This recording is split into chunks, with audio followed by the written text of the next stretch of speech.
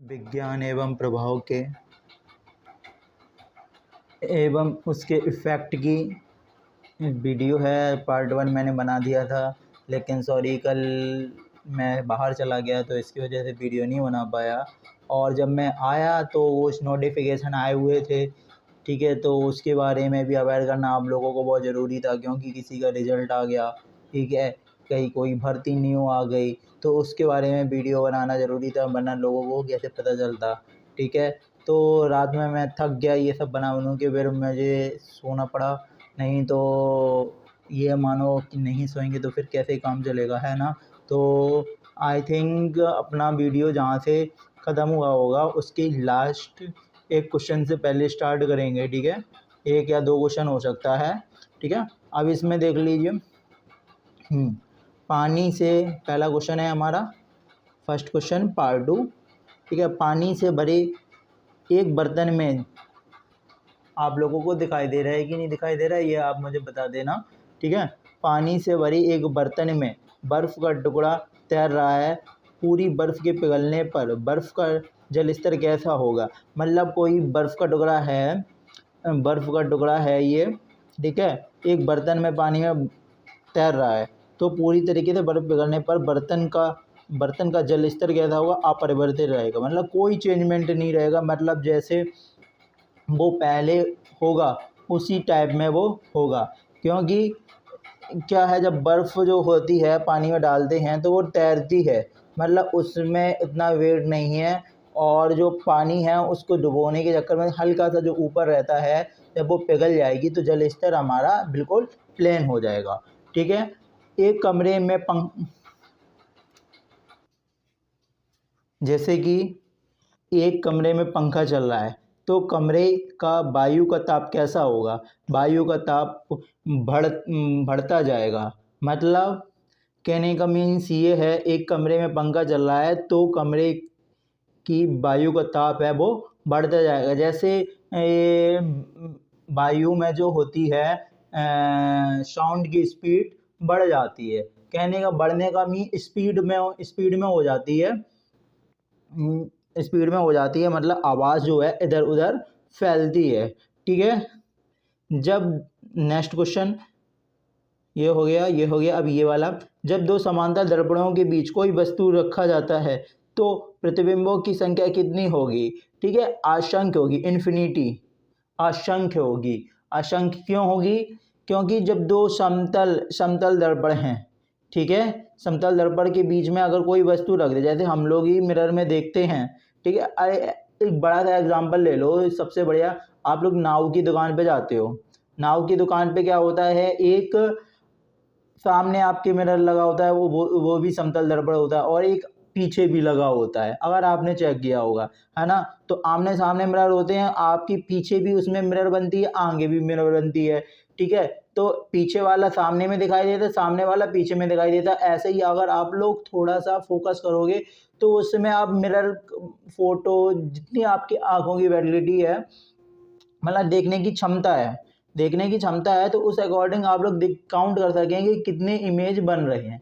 अगर 2 मिरर के बीच में एक कोई वस्तु रख दी जाएगी तो उसके इन्फिनिटी, मतलब अनगिनत बनेंगे, ठीक है। नेक्स्ट क्वेश्चन अब हमारा, जब किसी दर्पण को थीटा कोण से घूर्णित किया जाए तो परिवर्तित किरण का घूर्णन होगा। मतलब अगर दर्पण का जो कोण है, एंगल है, थीटा है, ठीक है, वो परावर्तित होके क्या होगा, 2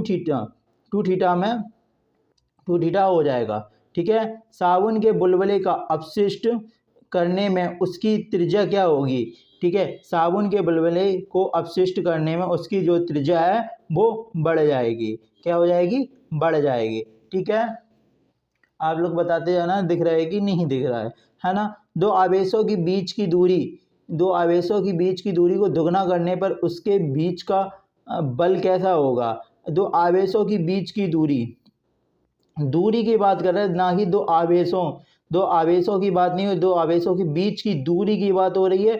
दूरी को दुगना कर दिया जाए, ठीक है, दूरी को दुगना कर दिया जाए तो उनके बीच बल क्या होगा। अगर आपने कूलाम का नियम पढ़ा होगा, कूलाम का जो नियम होता है, F बराबर 1/4 pi epsilon naught 1/4 pi epsilon naught Q1 into Q2 upon r square होता है। मतलब अगर इसको दुगना कर रहे हैं टू, अगर सीधा डायरेक्ट ले लो, मैं आपको कागज में समझा दे रहा हूँ, कागज निकाल कर। कूलाम का नियम क्या होता है, F बराबर 1/4 pi epsilon naught Q1 into Q2 upon r square. ये कूलाम का नियम होता है, ये हमारा कांस्टेंट होता है, इसका मन 0 हो जाएगा। तो F बराबर सीधा डायरेक्ट हम लोग रखेंगे, ठीक है, क्योंकि ये दूरी समान, मतलब इनका ये समान है, तो सीधा ये हमारा निकल के आएगा, ठीक है। अब कैसे, एफ मुझे निकालना है, एफ निकालना है तो 1/, इसको दूरी को दुगना कर रहे हैं, मतलब दूरी का मान 2 हो गया, 2r हो गया, ठीक है। तो इसका स्क्वायर कर देंगे तो 1/4, 1/4 का मतलब उसका जो है उसका बल है, उनके बीच में बल 1/4 हो जाएगा, ठीक है। कितना हो जाएगा, जो ही इसमें आंसर दे रहे 1/4 इसमें हो जाएगा, ठीक है। जब किसी छड़ को चमड़े से रगड़ा जाता है तो छड़ में क्या होगा, छड़ में ऋण आवेश हो जाता है। आवेश कितने टाइप्स के होते हैं, जैसे Q1 Q2 मैंने आपको बताया था, वही आवेश, उनको आवेश कहते हैं, ठीक है। और कितने टाइप्स के होते हैं, 2 टाइप्स के होते हैं, धनावेश, ऋण आवेश, ठीक है, ऋण आवेश। अब नेक्स्ट क्वेश्चन, यदि एक तार की लंबाई एवं अनुप्रस्थ काट को दुगना कर दिया जाए, यदि एक तार की लंबाई एवं अनुप्रस्थ काट को दुगना कर दिया जाए तो इसका प्रतिरोध क्या होगा, अपरिवर्तित रहेगा, कोई चेंजमेंट नहीं होगा, लंबाई उस पर, मतलब रेजिस्टेंस उस पर डिपेंड नहीं करती है, ठीक है। अगर आपको फॉर्मूला पता होगा कि क्या होता है, ठीक है। जब चुंबक को गर्म किया जाता है तो जब चुंबक को गर्म करेंगे तो उसका मैग्नेटिव नष्ट हो जाता है, ठीक है, अपने मैग्नेटिव होने का गुण वो खो देता है, ठीक है। नेक्स्ट क्वेश्चन बताते जाना, है ना, सॉरी मैं देखते रहूँगा, ठीक है। पृथ्वी जब चंद्रमा और सूर्य के बीच होती है तो क्या होता है, चंद्र ग्रहण होता है। ये चीज़ इस क्वेश्चन में बच्चे 99% गलती कर देते हैं। उन्हें केवल ये दिमाग में रखना चाहिए कि सूर्य हमारा कांस्टेंट है, सूर्य हमारा एक जगह मतलब है, फिक्स है, सूर्य चेंज नहीं होगा। जो हमारा अर्थ है और मून है वो केवल चेंज होगा। अब इसमें पहली क्या बात कही गई, पृथ्वी आ रही है सूर्य और चंद्रमा के बीच में, ठीक है। ये सन हो गया, ये हमारा अर्थ हो गया, ये हमारा मून हो गया, ठीक है। SEM सेम से समझ लो। अगर ई बीच में आ रही है, अर्थ बीच में आ रही है तो हमारा चंद्र ग्रहण होगा, ठीक है। अगर यही चीज़ हमारी जैसे सन ये हो गया, सन को तो कहीं जाना नहीं है, सन तो रहेगा, ठीक है। अब मून हमारा बीच में आ गया, ठीक है, मून अगर हमारे बीच में आ गया और ये हमारा अर्थ हो गया, ठीक है।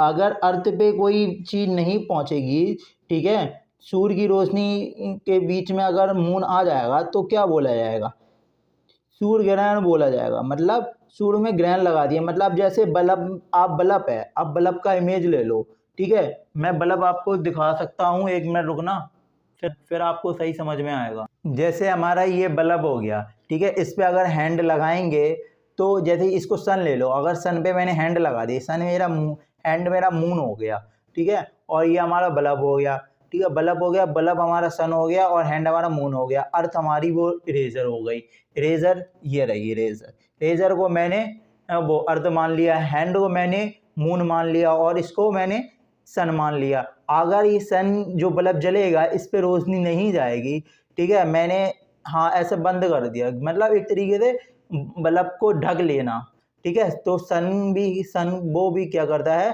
सन को तो नहीं ढक सकता है क्योंकि सन बहुत दूर है और वो नहीं ढक पाएगा, तो वो उसके बीच में आ जाता है, उनकी रोशनी के बीच में आ जाता है, तो जिससे रोशनी कम जाती है, ठीक है। तो उसी को हम लोग बोल देते हैं सूर्य ग्रहण होना, ठीक है। अब नेक्स्ट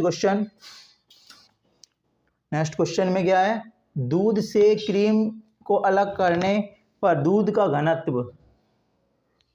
घनत्व क्या होता है, बढ़ जाता है, डेंसिटी उसकी बढ़ जाती है, ठीक है। द्रव का ताप घटाने से उसके बाष्पन की दर क्या होती है, घट जाती है। ठीक है, आज के लिए इतना ही रखते हैं क्योंकि वीडियो ज़्यादा बड़ी हो जाएगी। आपको इसकी पार्ट 3 में और क्वेश्चन बचे हुए हैं, वो हम करा देंगे। तो बने रहिए आप लोग इस वीडियो के साथ में। और अगर वीडियो आपको ज़रा से भी अच्छी लगी है तो चैनल को सब्सक्राइब करें, लाइक करें। और जो भी इसमें मेरी क्वारी है, गलतियां हैं, आप कमेंट में मुझे बता सकते हैं कि क्या गलती है और क्या चीज़ रह गई है जो इस वीडियो में बताना संभव नहीं हो पाया है। तो आप लोग प्लीज़ कमेंट में ज़रूर बताएं। धन्यवाद।